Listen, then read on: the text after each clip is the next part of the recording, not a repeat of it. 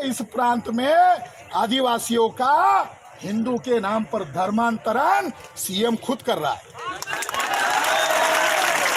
हिंदू के नाम पर यहाँ का सीएम खुद धर्मांतरण कर रहा है। भारत के लोग हिंदू नहीं है, भारत के लोग शेड्यूल कास्ट है, याद रखो। भारत के लोग 1700 जातियों के अनटचेबल लोगों का संवैधानिक नाम क्या है? Schedule caste. 800 कबीले में बटे हुए 8-10 करोड़ आदिवासी लोग हैं, उनका नाम आदिवासी है। 4743 जातियों में बटे हुए बैकवर्ड कास्ट के लोगों का नाम अदर बैकवर्ड कास्ट है। और इन्हीं से जो धर्मांतरित हुए हैं, चाहे वो ईसाई है, चाहे मुसलमान है, चाहे बुद्धिस्ट है, चाहे जैन, क्रिश्चियन, लिंगायत है, इनका माइनॉरिटीज के नाम पर अधिकार है। तो हम लोग कहाँ से हिंदू है? हम लोग कहाँ से हिंदू है? हम तो कह रहे, वो लोग जिस नाम पर प्रचार कर रहे हैं, ये हवा है, ये झूठी बात है। रामायण में हिंदू शब्द नहीं है, महाभारत में हिंदू शब्द नहीं है, गीता में हिंदू शब्द नहीं है, शिव पुराण में हिंदू शब्द नहीं है, भारत की किसी भी भाषा में हिंदू शब्द नहीं है। जब मुगल भारत में आए 11वीं-12वीं शताब्दी में, तब उन्होंने यहाँ की समस्त प्रजा को कहा हिंदू।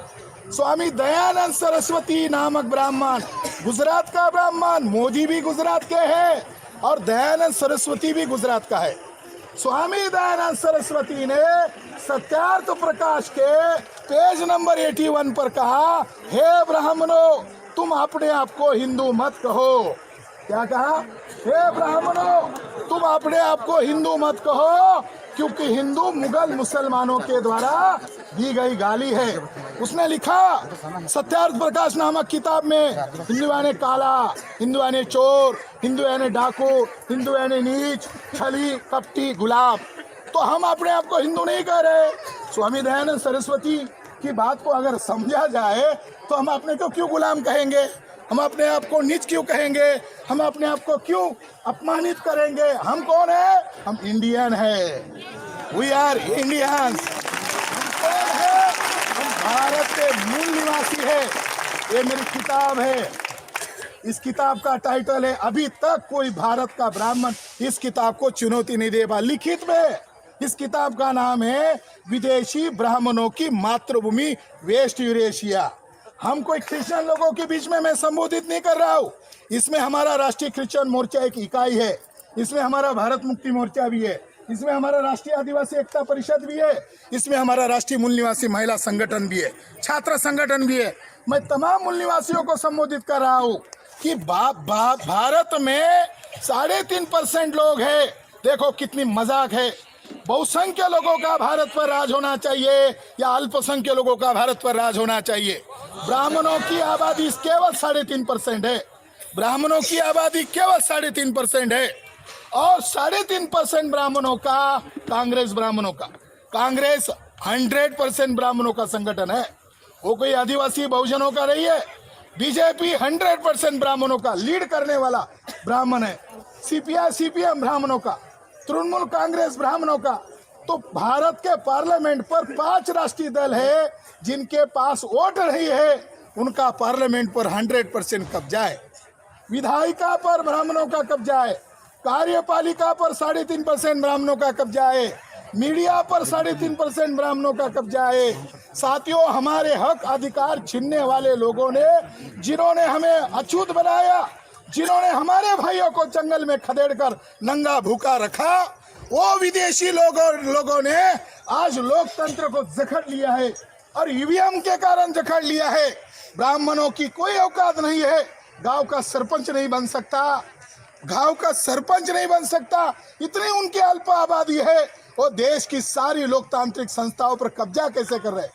अभी पार्लियामेंट के अंदर उन्होंने नेशनल एजुकेशन पॉलिसी स्कीम लागू किया लॉकडाउन में, जब घर के अंदर थे। अब वो कह रहे हैं देखो लोकतंत्र का ढांचा खत्म हो गया है। हम हॉल में काम कर रहे थे शांतिपूर्ण तरीके से। आने वाले समय में हमें सड़क पर उतरना होगा, आने वाले समय में हमें सड़क पर लेकर के चलना होगा। लोकतंत्र की हत्या कर दी है। अब वो कह रहे हैं क्लॉज नंबर 2012 में कहा उन्होंने पार्लियामेंट के अंदर, ब्राह्मण्स पार्टियों ने कहा कि 5वीं 6ठी कक्षा में पढ़ने वाले बच्चों को जाति आधारित शिक्षा का प्रशिक्षण मास्टर जी देंगे। चमार के बच्चों को काय की शिक्षा देंगे, लोहार के बच्चों को किसकी शिक्षा देंगे, सुतार के बच्चों को किसकी शिक्षा देंगे, फिर जज कौन बनेगा, वकील कौन बनेगा, देश का अधिकारी कौन बनेगा, वही बनेगा। जाति के काम तो हमारे पास रहेंगे। तो आने वाले समय में हमें चुपचाप नहीं रहना है। ये देश हमारा है, ये देश हमारा है, इन विदेशी लोगों का नहीं है। उनका खून टेस्ट हुआ 2001 में और उनका खून जो मिला उस खून का नाम है R1A1। ब्राह्मणों के खून का DNA ग्रुप का नाम है R1A1। भारत के आदिवासी, अनुसूचित जाति, जनजाति, OBC और तमाम माइनॉरिटी लोगों का, जिसमें ईसाई भी है, मुसलमान भी है और लिंगायत है, जैन है, बुद्धिस्ट है, सिख है, इन सभी लोगों का आपस में एक DNA ग्रुप मिला जिसका नाम है L3MN।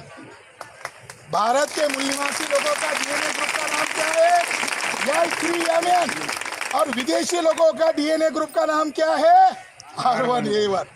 अब ये लड़ाई दो ग्रुप के बीच में है, ये लड़ाई अब दो ही ग्रुप के बीच में होनी चाहिए। ये हमारा प्रयास चल रहा है। तो दो ग्रुप कौन सा है? R1A1 वेस्ट यूरेशियन ब्राह्मण, R1A1 विदेशी ब्राह्मण और L3MN मूल निवासी। मेरे साथ नारा लगाओ, बोल 50 जय मूल निवासी, बोल 50 जय मूल निवासी, मूल निवासी जागेगा, भागेगा, मूल निवासी जागेगा, भागेगा। मूल निवासी की पहचान है। अब इसमें ये भी जानकारी मिला, ये आए थे 4,500 वर्ष पहले, तो साथ में बीवियां तक नहीं लेके आए थे। ये भी जानकारी मिला, ये रिपोर्ट में पता चला। अब जिनका DNA विदेशी है, उन लोगों ने हमारी सिंधु सभ्यता पर आक्रमण किया, उन्होंने यहाँ के लोगों को गुलाम बनाया। और आज हिंदू के नाम पर जो लोग प्रोपेगेंडा कर रहे हैं, आदिवासी बहुल एरिया है या हिंदू के नाम पर प्रचार नहीं कर सकते, तो उन्होंने तरीका अपनाया, ईसाइयों को टारगेट करो। देखो उनकी चाल को आपको समझना होगा। ईसाइयों को टारगेट नहीं किया जा रहा है। अगर ईसाइयों के नाम पर प्रचार किया जा रहा है, टारगेट नहीं किया जा रहा है। टारगेट में कौन है? नॉन ईसाई। नॉन ईसाई कौन? Schedule caste. नॉन ईसाई कौन? Schedule tribe. नॉन ईसाई कौन? OBC। बहुसंख्य लोग 3.5% ब्राह्मण को सत्ता में कैसे बिठा सकते हैं? बिठाने वाले नहीं है। अगर सत्ता हथिया लेनी है तो आदिवासी एरिया में क्या प्रचार करो? ईसाई, गैर ईसाई। RSS के लोगों ने जनजाति सुरक्षा मंच बनाया था।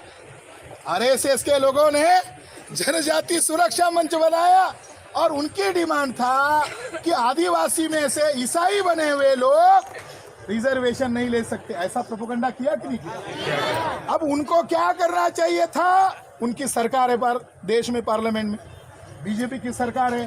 बीजेपी ने एक नया बच्चा आगे किया। अब इस नए बच्चे को क्या करना चाहिए था? राज्य के राजधानी में हाईकोर्ट में जाकर केस दर्ज करना चाहिए था या सुप्रीम कोर्ट में जाना चाहिए था, मगर उन्होंने भड़काने का काम किया। इसके पहले ही अलग अलग राज्यों के हाई कोर्टों में और देश की सर्वोच्च न्यायालय सुप्रीम कोर्ट में यह कहा गया है, जजमेंट में कहा गया है, आप कौन सा भी धर्म अपना लो, मगर आपके रीति रिवाज परंपरा वैसे की वैसे बरकरार रहती है। इस आधार पर आपके आदिवासी होने का राइट नहीं छीना जा सकता। संविधान कह रहा है, सुप्रीम कोर्ट कह रहा है, मगर उन लोगों ने अलग अलग राज्यों में भड़काने का काम किया और छत्तीसगढ़ में भी भड़काने का काम किया था। ये कौन सा षड्यंत्र चल रहा है? जो संविधान के खिलाफ चल रहा है। दूसरी महत्वपूर्ण बात कि इस देश के 3.5% लोग विदेशी है। अंग्रेज आए चले गए, डच आए चले गए, पोर्तुगीज आए चले गए, मुगल आए चले गए, ब्राह्मण आए चले गए क्या? नहीं। वो तो सारी संस्थाओं पर कब्जा कर चुके हैं। 3.5% ब्राह्मण, 100% कब्जा। OBC को चाहिए था 50% ज्यादा रिजर्वेशन, इन्होंने ईडब्ल्यूएस के नाम पर उनका भी खा लिया, यानी सारी संस्थाओं पर कब्जा किए हुए लोग आज वर्तमान में क्या करना चाहते हैं, भारत में नरसंहार की वो तैयारी कर रहे हैं। भारत दुनिया में भूखमरी में अव्वल आ गया। मैं ये बातें क्यों बोल रहा हूँ? हम ईसाई की चर्चा नहीं कर रहे, असली देशभक्त हम हैं। हम हमारी देश की चर्चा कर रहे हैं, हम लोकतंत्र की चर्चा कर रहे हैं, हम हमारे भाई बहनों की इज्जत की चर्चा कर रहे हैं। भारत दुनिया में कौन सा है? भारत भूखमरी में अव्वल, 116 में 113। ये गर्व की बात है। मोदी जी कह रहे विश्व गुरु बनने वाला है, विश्व गुरु बनने वाला है। अरे भिखमंगा देश बना दिया इन लोगों ने, विदेशी लोगों ने। भारत पहला अव्वल आ गया। हर साल 16 लाख बच्चे भूखमरी से मरते हैं, उसमें आदिवासी बहुल एरिया के ज्यादा होते हैं। ये हत्या कर रहे हैं। ये जो ईवीएम का घोटाला करके सत्ता में बैठ रहे हैं, ये नरसंहार कर रहे हैं। बांग्लादेश में जन आंदोलन हुआ, सिक्योरिटी मोहन भागवत की बढ़ाई गई। हमें समझ में नहीं आया कि भागवत जी भारत के रहवासी है या बांग्लादेश के रहवासी है। वो अपने आप को एक सामाजिक संगठन कहते हैं। मगर मैं आज इस मंच पर एक खुलासा करना चाहता हूँ। अजमेर शरीफ बम ब्लास्ट किया गया था। देश में 22 जगह पर बम ब्लास्ट किए गए। ये आरएसएस नामक संस्था के द्वारा किए गए हैं। जो दूसरे को सर्टिफिकेट बांट रहे हैं, उनको भी सर्टिफिकेट की जरूरत है। 22 जगह पर बम ब्लास्ट किए गए। बंगाल का ब्राह्मण असित चटर्जी उर्फ असीमानंद, फेक नाम असीमानंद, जब बम फूटेंगे दूसरे जेल में जाएंगे तो उनको असीम आनंद होगा। ओरिजिनल नाम असित चटर्जी। उसने कन्फेशन दिया और कन्फेशन में कहा मैंने मोहन भागवत के कहने पर 22 जगह पर बम ब्लास्ट किए। उसको बैन होना चाहिए। मैं इस मंच पर ऐलान कर रहा हूं, भारत मुक्ति मोर्चा के द्वारा अगले साल हम लोग आरएसएस को बैन करने के लिए 10 लाख लोग नागपुर जाने वाले हैं। देश का मामला है, ये देश को बचाने का मामला है। अजमेर शरीफ बम ब्लास्ट हुआ था, कोर्ट ने तहकीकात किया, आरएसएस के 3 लोगों को आजीवन कारावास सुनाया गया। कोर्ट ने आरएसएस के लोगों को टेररिस्ट घोषित करके आजीवन कारावास सुनाया। कोर्ट के फैसले के आधार पर आरएसएस देशभक्तों का संगठन नहीं है, आतंकवादी ब्राह्मणों का संगठन है। इस देश में भुखमरी पहले नंबर पर है, बेरोजगारी पहले नंबर पर है, मिनटों में महिलाओं पर बलात्कार हो रहा है और आपके छत्तीसगढ़ में लोकतंत्र की हत्या कर दी गई है और यहाँ का सीएम आरएसएस का कठपुतली बन चुका है और आदिवासियों का हसदेव जो जंगल है, लाखों पेड़ों को काटा जा रहा है और हमारा आदिवासी उस पेड़ को बचा रहा है। हमारे आदिवासियों को कत्लेआम कर दिया जा रहा है। क्या हो रहा है छत्तीसगढ़ में? क्या आप मुर्दा हो? बाबा साहब अम्बेडकर ने आंदोलन शुरू किया था। शुरुआती दौर में ऐसे ही चंद लोग आए थे, तारीख थी 1927, हमारे लोगों को पीटा गया था। तो बाबा साहब अम्बेडकर ने कहा तुम चंद लोग हो, आने वाले समय में हम बदला लेंगे। हम संगठन बना रहे, हम लड़ाई के लिए नहीं आए हैं, हम बोल रहे हैं, लोगों को तैयार कर रहे हैं। बाबा साहब अम्बेडकर को देखकर लोग रोने लगे, आपकी भी पिटाई हुई, हमारी भी पिटाई हुई, इनको हम कुचलेंगे। बाबा साहब ने कहा नहीं, तैयारी करके आना है। मुझे भी बुरा लग रहा है। तो बाबा साहब अम्बेडकर ने उनको जो कहा वो मैं आज आपको कह रहा हूँ। आपको भी बुरा लग रहा है? बुरा लग रहा है ना? तो बाबा साहब को भी बुरा लगा। तो बाबा साहब अम्बेडकर ने उस समय उनको क्या कहा, गुलाम को गुलाम होने का एहसास दिला दो, यही जागृति है। आपको एहसास हो रहा है तो इसका मतलब हम सही ट्रैक पर चल रहे हैं। एहसास होना जरूरी है। तो आज हमारे लोकतांत्रिक देश में हमारे अधिकार छीने जा रहे हैं। हमारे एडवोकेट सुनील डोंगर द्विवेदी राष्ट्रीय संगठन के प्रभारी है, ILPA Indian legal professional association के राष्ट्रीय प्रभारी है। वो कहने के लिए गए भाई साहब मैं वकीलों का राष्ट्रीय अध्यक्ष हूँ, आप ये क्या कर रहे हो? तो उनको भी धमकाने का काम किया जा रहा है।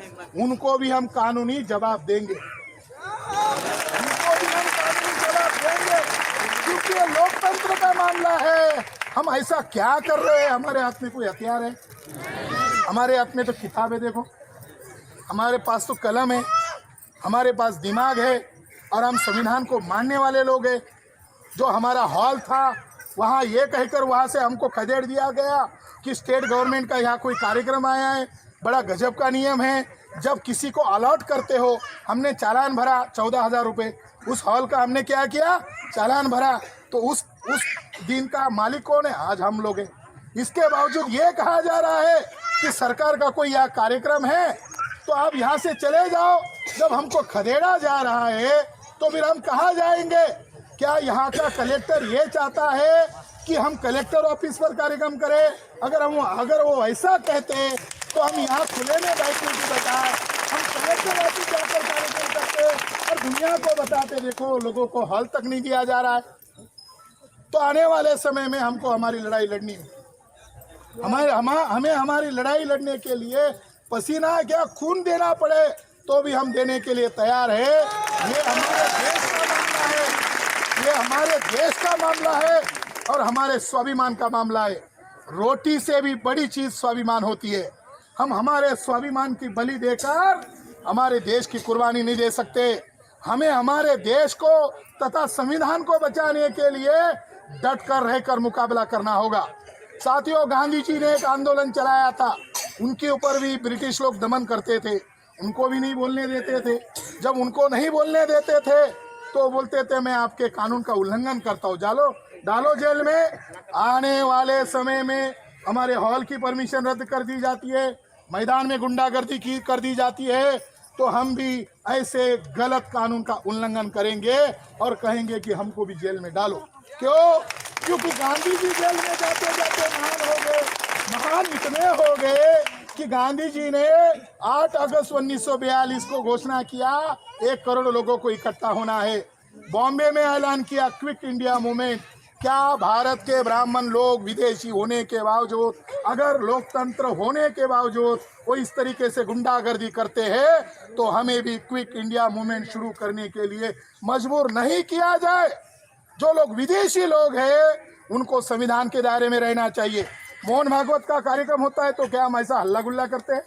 क्या हम ज्ञापन देते हैं? वो तो हमको गाली देता है, हिंदू के नाम पर गाली देता है, हमारे लोगों को बरगलाता है, झगड़े लगाता है। क्या हम आरएसएस बीजेपी के लोगों का इस तरीके से विरोध करते हैं? वो तो हम लोकतंत्र को मानते हैं। हम हमारे दुश्मन को भी कहते हैं तुम्हें बोलने की आज़ादी है, मगर मेरा मुंह चुप करने की तुम्हें आज़ादी नहीं है, मेरा मुंह खोलने की मुझे आज़ादी है। तो साथियों, इस देश के लोकतंत्र को बचाने के लिए काम करना होगा। 550 जिलों में हमारा संगठन है, 4,500 तहसील में है, 32 राज्यों में है, देशव्यापी संगठन है। इसीलिए 6 अक्टूबर 2022 को आरएसएस का हेडक्वार्टर घेरा था। कुछ लोग कहते हैं कि क्या होगा, तुम ब्राह्मणों का क्या करोगे?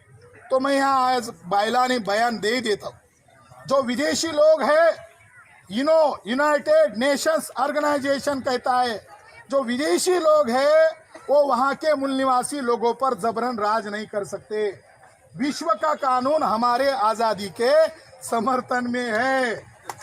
जन आंदोलन होगा, 6 लाख गाँव का जन आंदोलन की तैयारी कर रहे हैं और वो ऐसा करके हमारा गांव-गांव में संगठन फैलाने में सहयोग कर रहे हैं।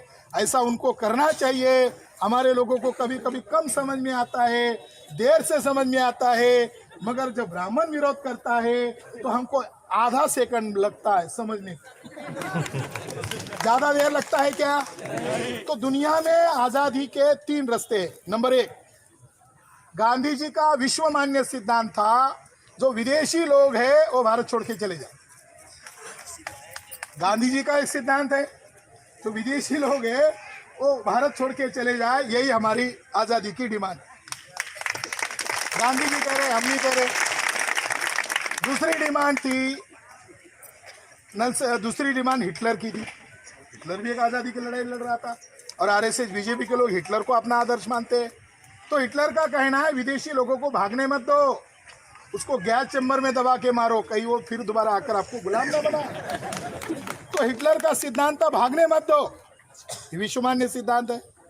और तीसरा सिद्धांत है नेल्सन मंडेला का जो विदेशी लोग हैं उनको भागने मत दो, उनको उसी देश में रहने दो, मगर उनको चुनाव लड़ने का अधिकार मत दो, उनको मंत्री बनने का अधिकार मत दो, उनको वोटर का भी अधिकार मत दो, उनको दुय्यम नागरिक के तौर पर रहने दो। शासक हम मूल निवासी होंगे, ऐसा किसका कहना है? नेल्सन मंडेला का कहना है। वो कह रहे तुम यहाँ आ गए, टट्टी कर रहे हो, बच्चे पैदा कर रहे हो, कोई ऑब्जेक्शन नहीं, रहो चुपचाप रहो, शासक हम रहेंगे। ये तीसरा सिद्धांत। अब चौथा सिद्धांत हमारा है। अब ये विश्वमान्य सिद्धांत है, चौथा सिद्धांत हमारा है। हम चौथा सिद्धांत कौन सा लागू करने वाले हैं? ये जो 3 सिद्धांत है इसमें से वो एक लागू करने वाले हैं, बशर्ते वो वर्तमान ब्राह्मणों के व्यवहार पर लागू होगा। कौन सा लागू करना है? हमारा अपना कोई सिद्धांत नहीं है। जो विश्वमान्य सिद्धांत है वही हमारा सिद्धांत है। हम शस्त्र हाथ में नहीं लेने वाले लोग हैं, हम सशस्त्र आंदोलन का भी समर्थन करने वाले लोग नहीं है। हमारी आबादी 90% है, हम भारत के ओरिजिनल मूल निवासी है। हमें 6 लाख गांव का संगठन खड़ा करना है। छत्तीसगढ़ में आप लोगों का, आपको तो 6 लाख गांव जाना ही नहीं है, 6 लाख गांव का हमारा टेंशन है। आपको छत्तीसगढ़ के तमाम गांवों में, जंगलों में जाकर संगठन बनाना है। आज का संदेश,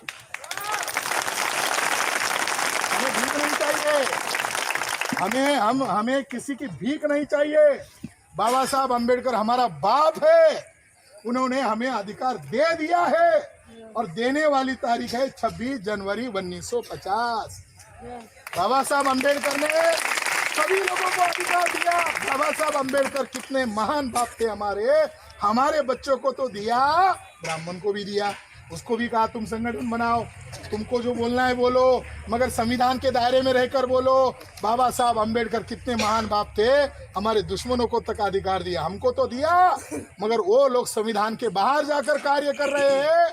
तो हमें क्या चाहिए? हमें न्याय चाहिए, हमें समानता चाहिए, हमें समता चाहिए, हमें भाईचारा चाहिए। हमारी लड़ाई इसके लिए है। हमारी लड़ाई संविधान में दिए हुए संविधान के प्रियम्बल के ऑब्जेक्ट की लड़ाई है। देखो हमारी कितनी बड़ी लड़ाई है। हम किसी का गला दबा रहे, हम किसी के अधिकार छीन रहे, हम तो इंसान है, यही तो बताने के लिए इकट्ठा हो गए। हम लोग इंसान है, इंसानों का संविधान है और संविधान के दायरे में आकर ये लड़ाई लड़ रहे हैं। अगर यहाँ की गवर्नमेंट ये इसका कर रही है तो मैं आज दूसरा ऐलान कर रहा हूँ। पहला ऐलान, आरएसएस के हेडक्वार्टर नागपुर में हम मोर्चा लेकर जाने वाले। राष्ट्रीय मुक्ति मोर्चा नहीं लेकर जाएगा, भारत मुक्ति मोर्चा के नेतृत्व में जाने वाला है। नंबर 2, भारत मुक्ति मोर्चा के नेतृत्व में हम जाल से जाल छत्तीसगढ़ बंद करने वाले हैं। अगर हमारे मौलिक अधिकारों को छीना जाएगा तो हमें लोगों को बताना पड़ेगा ना कि छत्तीसगढ़ बंद क्यों हो रहा है। तो ये हमारा ऐतिहासिक मैं ऐलान यहाँ पर कर रहा हूँ। मुझे मंच पर खड़ा होकर बोलना चाहिए था, मुझे यहाँ कुर्सी का सहारा लेकर खड़ा होना पड़ रहा है।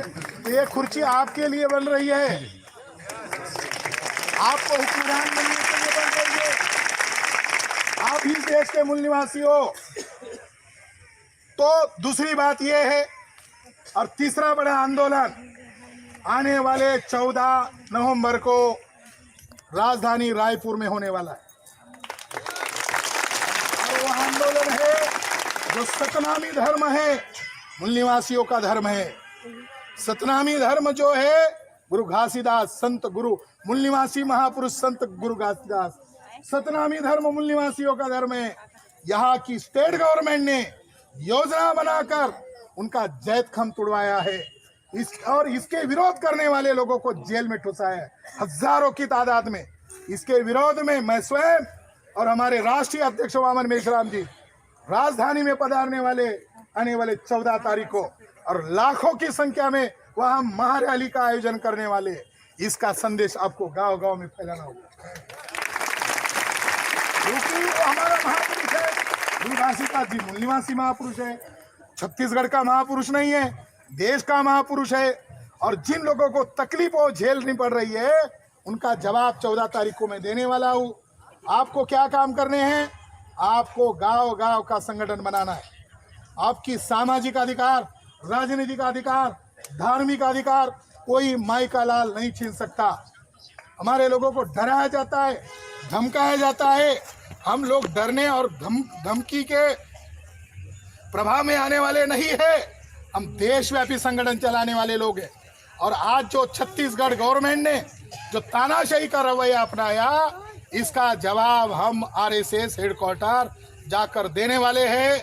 ये जानकारी मैंने हमारे राष्ट्रीय अध्यक्ष जी को दी। मैंने कहा कि छावनी बनाई गई है और हमारे लोगों को बोलने तक नहीं दिया जा रहा है, लाइट काटी जा रही है।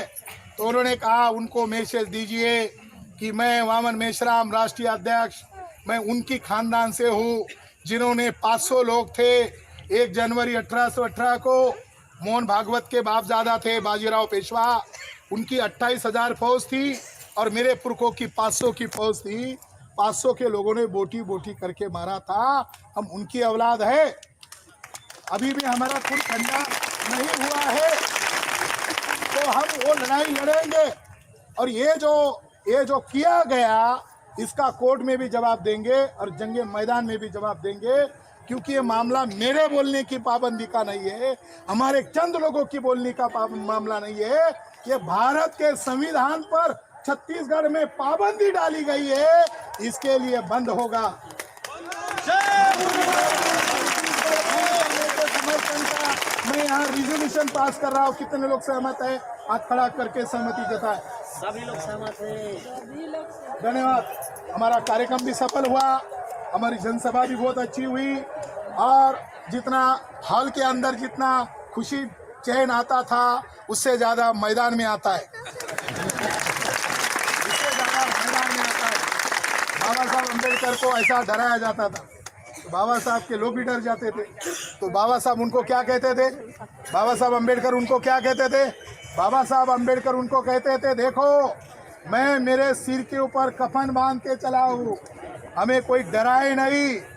तो हम इस देश के नागवंशी है, इस देश के मूल निवासी है। मैं इस मौके पर आप सभी लोगों को निवेदन देता हूँ कि हमारा कार्यक्रम यही से खत्म होगा, वो माइक से नहीं होगा, हाँ यही से चलेगा। अब आभार प्रदर्शन वाला भी यही खड़ा होकर बोलेगा। इससे बढ़िया मंच है कोई? इससे बढ़िया मंच है कोई?